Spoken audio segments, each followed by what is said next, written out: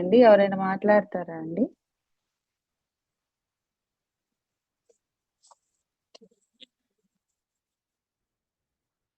జై మాత. జయశ్రీ మాతాజీ చెప్పండి. ఎక్సలెంట్ ఉంది మేడం. ఈరోజు ఎక్సలెంట్ ఉందండి క్లాస్ అదే మెడిటేషన్. అది ఆలోచనలు లేని స్థితి కొంచెం అన్నా అనిపించిందా అండి? అనిపించిందండి. చక్రాలలో హీలింగ్ జరిగింది. చక్రాలు అసలు ట్రాన్స్ లోకి వెళ్ళినట్టుగా అనిపించింది. మనము కదలిక ఆలోచన లేని స్థితిలో ఉన్నప్పుడు చక్రాలు వాటికి అవే హీలింగ్ అవుతాయండి. అదే గొప్ప విషయం. చక్రాస్ సహస్రార చక్రంలో నుంచి ఒకలాంటి సౌండ్ కూడా నాకు ఈ మధ్య సౌండ్ వస్తుంది.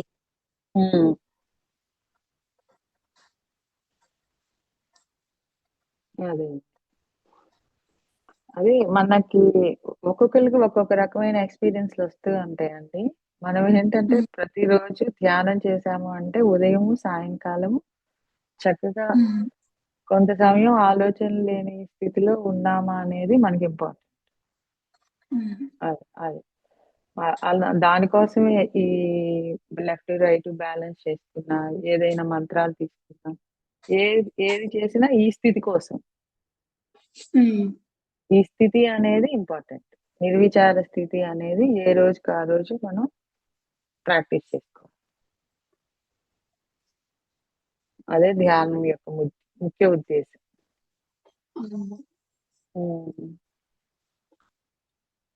ఇంకా ఎవరైనా మాట్లాడతారా అండి?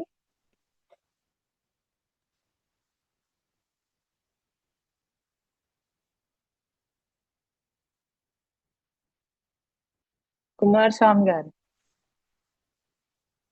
జై మాతాజీ. జై శ్రీ మాతాజీ. జై శ్రీ మాతాజీ. చాలా బాగుంది మేడం, చాలా బాగుంది. మీరు చెప్తుంటే నిన్న మనం అనుకున్నాం కదా, మాతాజీ మాతో కనెక్ట్ అయిపోయి మొత్తం మూలాధారం నుంచి సహస్రారం వరకు అలా స్తంభంలాగా అయిపోతుంది. అమ్మవారే నడుపుతున్నట్లు మాకు ఎక్స్పీరియన్స్ తెలుస్తుంది. అదండి, ఆ వెన్నుముక్క ఒక స్తంభం లాగా అవటం అనేది జరుగుతుంది. మన ప్రమేయం ఏముండదు. తన పని తనంతటి తనే చేస్తుంది. మనం ఏంటంటే ఆ డిజైర్, ఆ ప్యూర్ డిజైర్ అనేది మనకి కావాలంతే. శుద్ధ ఇచ్చ. నాకు ఎటువంటి ఆలోచనలు లేని నిర్విచార స్థితి కావాలి. ఆ డిజైర్ మనలో ఉన్నప్పుడు ఆటోమేటిక్ గా కుండల్ని వర్కౌట్ చేస్తూ ఉంటుంది. అవునండి. అలా మనం ఏంటంటే ఇంకా సమయాన్ని, ఎంత సమయం మనం ఆ స్థితిలో ఉండగలిగితే అంత మనకి లోపల వర్క్ జరుగుతుంది. అవును. కానీ మనం ఫస్ట్ ఇప్పుడు జాయిన్ అయ్యాం కదా, అన్ని నేర్చుకోవాలి కదా అని చెప్పి నేను ఇంకా కొంచెం ముగిచ్చేసాను. కానీ నిదానంగా అలా మనం చూసుకుంటూ గమనించుకుంటూ వెళ్తుంటే చాలా బాగుంటుంది. అవును. ఇప్పుడు మీకు అర్థమైందండి. ఇక్కడ చార్ట్ ఇప్పుడు స్క్రీన్ మీద కనిపిస్తుంది కదా. సహజయోగ పూర్తి సబ్జెక్ట్ ఇదేనండి. 3 నాడులు 7 చక్రాలు. ఎడమ వైపు ఇడానాడి, చంద్రనాడి, బ్లూ కలర్ లో ఉంది చూడండి. కుడి వైపు ఎల్లో కలర్ పింగళా నాడి, మధ్యలో సుష్మా నాడి. ఎప్పుడైతే మనం ఈ చంద్రనాడి భూతకాలం అంటే జరిగిపోయిన సంఘటనలు అవన్నీ మనకు గుర్తొస్తూ ఉంటాయి. పింగళా నాడి భవిష్యత్ కాలం, మధ్యలో వర్తమానం.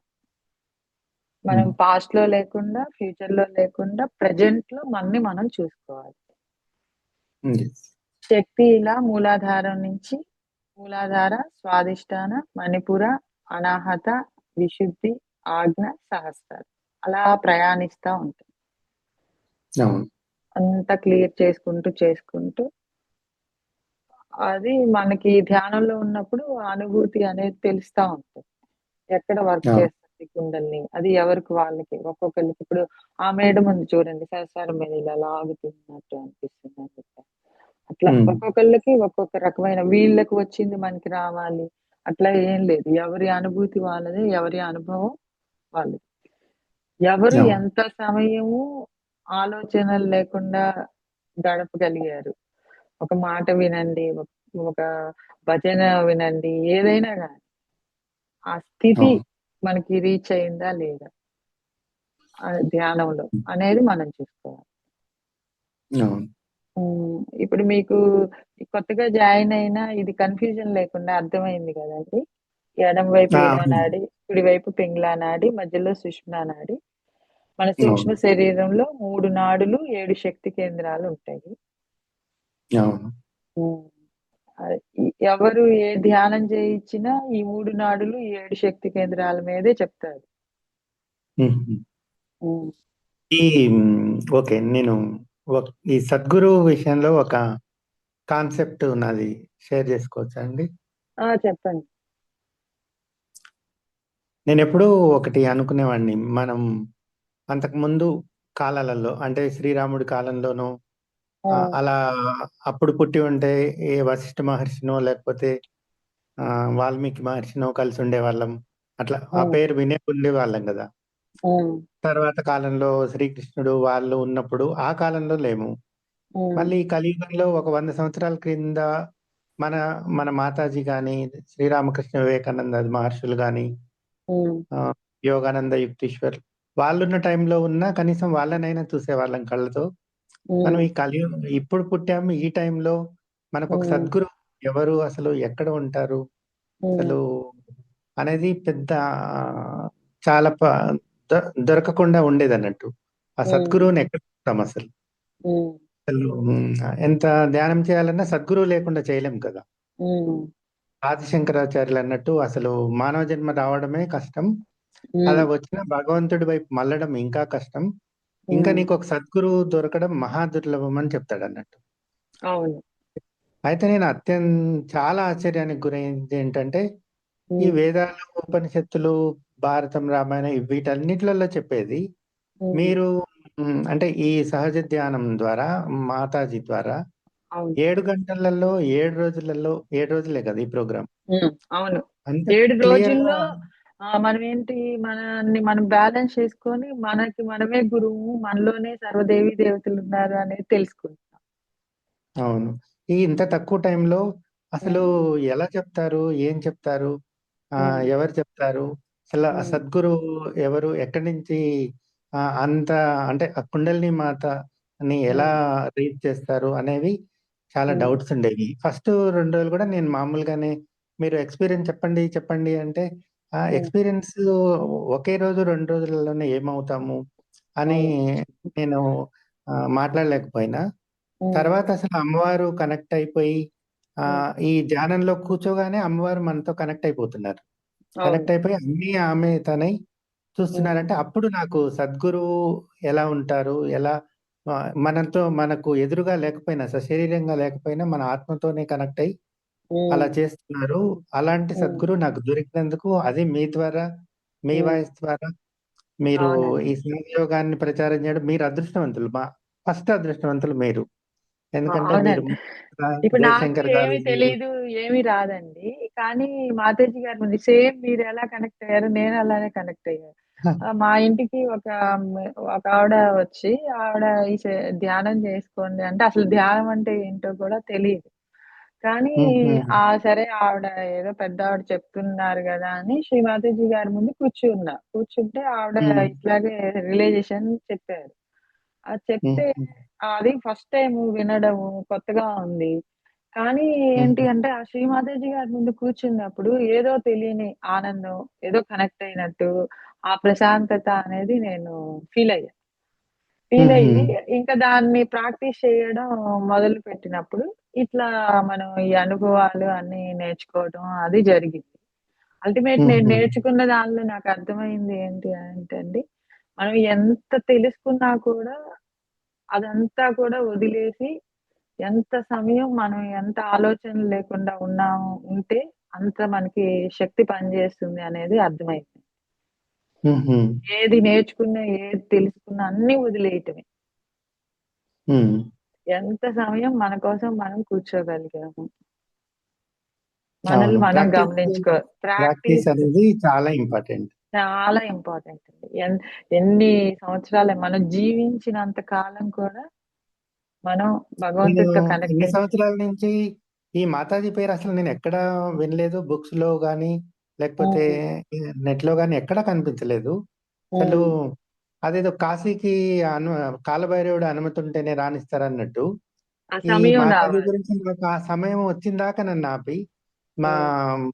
మా physics lecturer madam Savitri madam అని చెప్పానే, మా అవునండి. మేడం లింక్ ఇవ్వడం ద్వారా ఇందులోకి హ్మ్. సడెన్‌గా వచ్చేసి నేను ఏ గురువుని వెతుకుతున్నానో ఆ గురువు హ్మ్. పర్ఫెక్ట్‌గా నాకు కనెక్ట్ అయ్యి నేనసలు ఇది హ్మ్. చేస్తుంటేనే చాలా ఆశ్చర్యానికి గురవుతున్నా.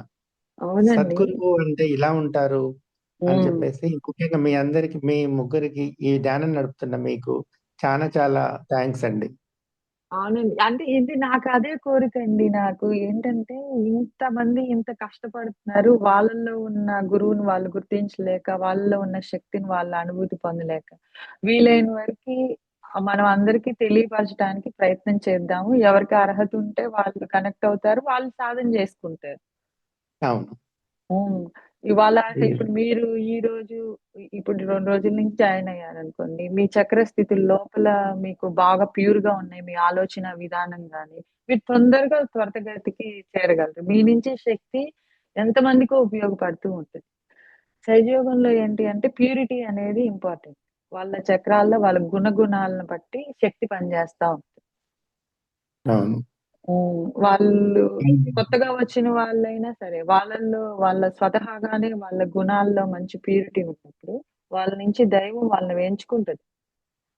అమ్మవారి దైవానికి పేరుతోనే అమ్మవారి హ్మ్. పేరుతో అసలు పేరు తలుచుకుంటేనే మనకు వైబ్రేషన్స్ హ్మ్. మొత్తం బాటకొచ్చేస్తున్నాయి. ఆ! అమ్మవారి శ్రీమాతాజీ నుదుటిన ఉన్న ఆ బొట్టు, ఆ బిందువుని చూస్తే ఆ చాలండి. ఆ ఆ బిందువు బిందువుని చూస్తేనే అదే నేను చెప్తున్నాను. హ్మ్. అమ్మవారి ఆజ్ఞా చక్రంలో ఉన్న ఆ హ్మ్. బొట్టును చూస్తే ఇంకా హ్మ్. బాడీ అంతా ఇదైపోతుంది. అలా హ్మ్. కొత్తవారైనా, పాతవారైనా ఆ ఆహ్, పాతవారైనా నేను గూడా ఆ బిందువుతోనే కనెక్ట్ అయ్యాను. నేను అందుకే ఆ బిందువు కనెక్ట్ చూడండి. ఆ అయిపోతే బిందువు చుట్టూ అమ్మవారు అండి నేను కొత్తగా జాయిన్ అయినప్పుడు ఆ బిందువు చుట్టూ ఇలా రౌండ్‌గా ఇట్లా సర్క్యూట్ అవుతూ ఉండేది. హుహు. హ్మ్. భగవత్కథనం అనేది అది గూడా నేను గమనించాను బాగా. మాతాజీ గారి చైతన్యము బిందువు చుట్టే తిరుగుతా ఉండేది. అలా చూస్తుంటే అస్సలు ఆలోచనలు అలా ఆగిపోయేయి. అంత గొప్ప స్థితి ఉందండి నా సహజయోగంలో. నా పరంగా నా వ్యక్తిగతంగా అయితే నేను చాలా ఎక్సైట్‌గా గురయ్యాను. హ్మ్. ఎక్సైట్‌గా ఉన్నాను. అమ్మవారి పేరుతో అసలు నాకు రోజంతా వైబ్రేషన్సే ఉంటున్నాయి. ఇంగ అది హ్మ్. ఫైనల్‌గా నేను చెప్పలేను. అంటే మీ స్థితి మీ లోపల సూక్ష్మ శరీరంలో మీ స్థితి ఇంకా బావుంది. చక్రాస్‌లో ఇంప్యూరిటీస్ లేకపోతే ఎప్పుడు చైతన్యంతో అదే సహజయోగం అంటే ఏంటి అంటే కంప్లీట్ మోక్ష సాధనండి. ఈరోజు మార్నింగ్ నుంచి ఈవినింగ్ వరకు మీరు ఇప్పుడు అన్నారు చూడండి. ఈ పాయింట్ ఇంపార్టెంట్ అన్నమాట. నేను చైతన్యంతో ఉన్నాను అనేది అందరూ చైతన్య స్వరూపుల్లో అందరిలో ఉంది చైతన్యమే. అది ఫీల్ హ్మ్. అవ్వడం ప్యూరిటీ అన్నమాట. మనలో ఉన్న ప్యూరిటీ. యెస్. ఏషి మాతాజీ అండి. హ్మ్. ఎక్కడి నుంచి ఆయన చాలా బాగా అనుభవం చేస్తున్నారు. మీకు చాలా బాగా అనుభవం అండి. తొందరగా పట్టుకున్నారు.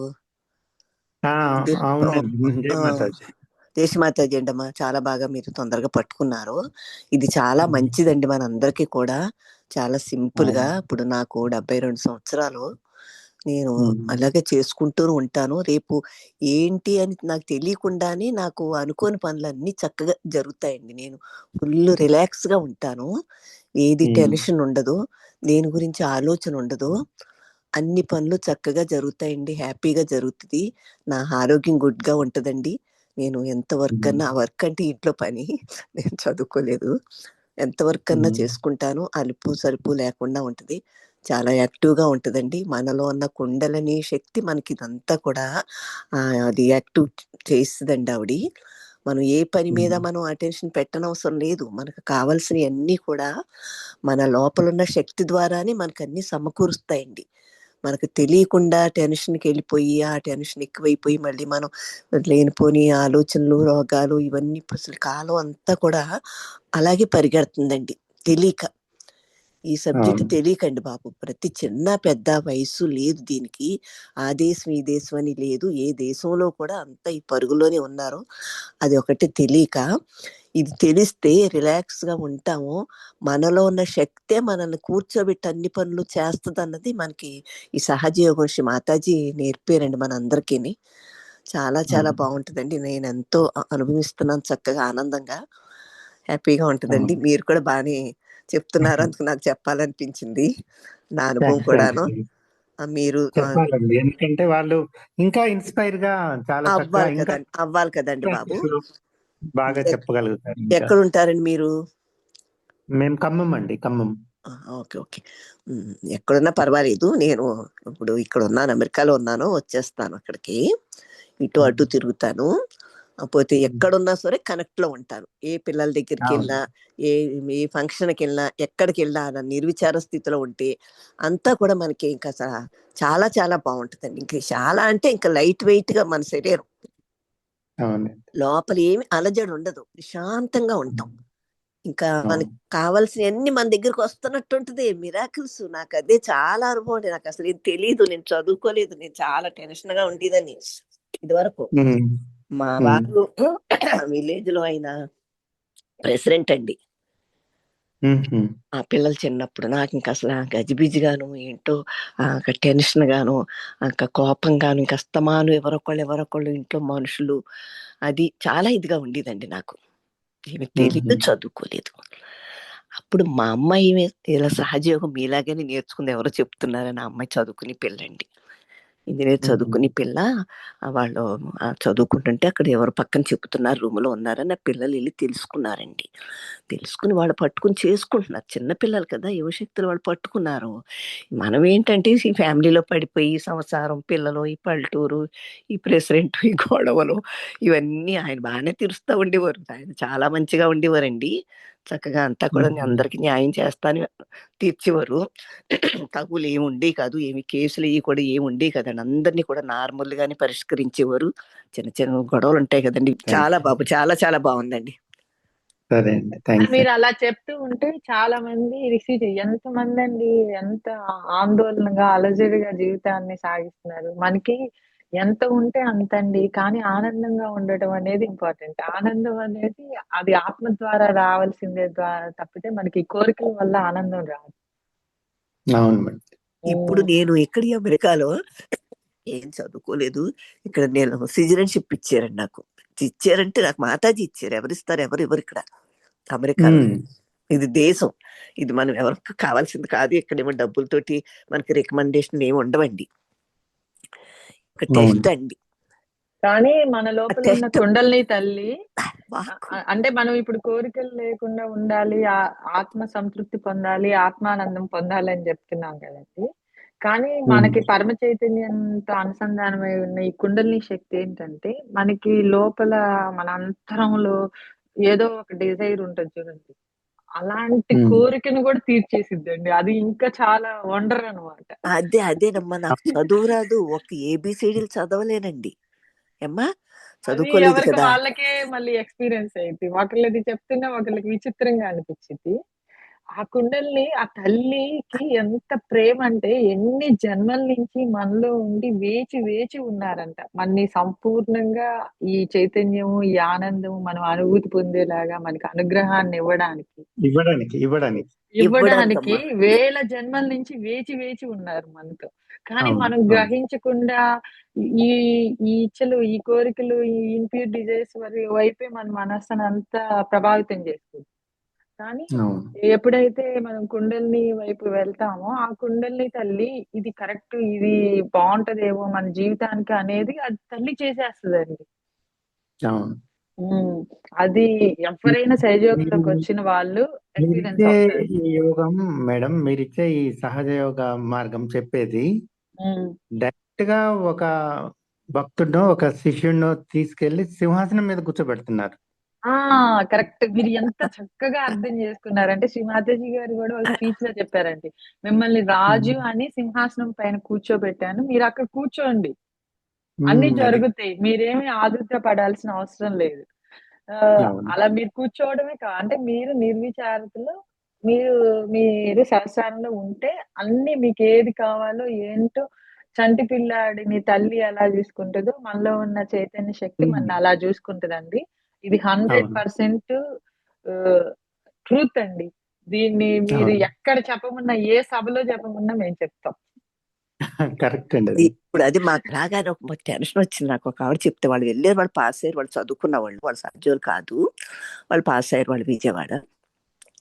ఏమి నేను ఎలా చెయ్యాలి, ఎలాగ వెళ్ళాలి అని అంటే, ఏం పర్వాలేదు, జాగ్రత్తగా చదువుకోండి, పర్వాలేదు అన్నారు. అలా ఒక సంవత్సరం దాకా నేను చదువుకున్నానండి. చదువుకుంటే ఒకసారి ఫెయిల్ అయిపోయాను, నెక్స్ట్ వెళ్తే పాస్ అయిపోయానండి.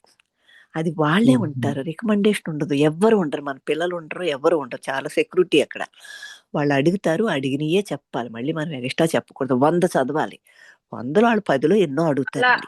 ఆ కోరికలో కూడా ఉంది చూడండి. ఇప్పుడు అది ఆంటీ కోరుకున్న, ఒక నిమిషం ఆంటీ కోరుకున్న కోరికలో ఏంటి, ఇక్కడే ఉండటం కాదు, నేను అక్కడ కూడా ఉండాలి, ఈ ఈ సహజయోగం 10 మందికి తెలిసిద్ది అన్న ఆవిడ మనసులో ఉన్న ఆ ప్యూర్ డిజైర్ కి భగవంతుడు తలుచుకుంటే ఇది ఏంటి, సూది మొనలో నుంచి ఏనుగు తొండం కూడా తీయగలడు. ఆయన ఏంటంటే ఏమైనా చేయగలడు, ఆయన అవును చేయలేనిదంటూ ఏమీ లేదు.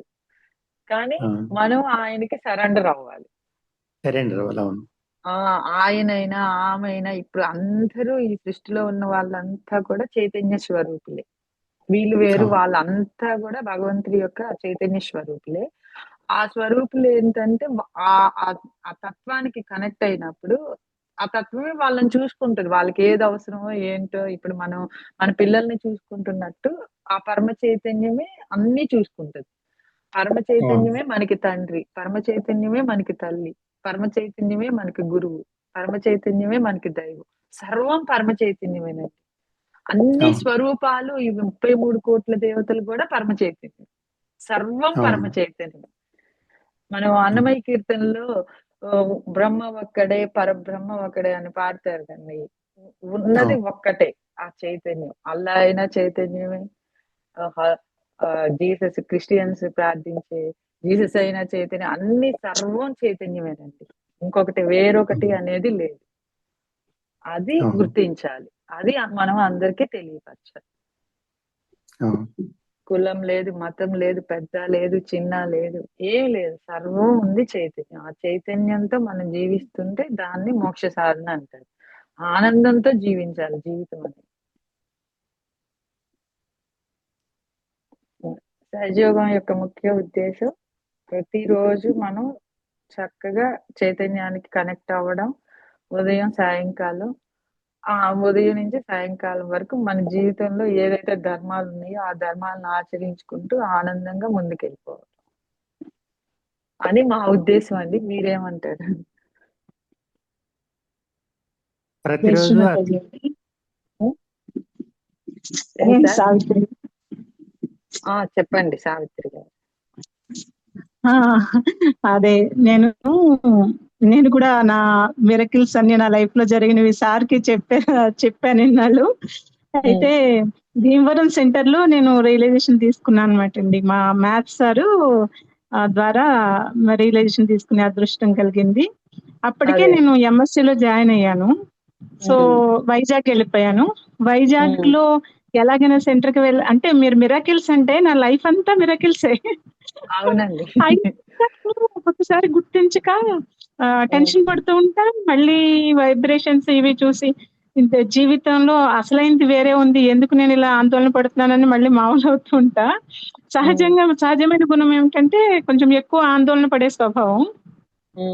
అయితే వైజాగ్ వెళ్ళిపోయాను. వైజాగ్ లో హార్బర్ పార్క్ అని వైజాగ్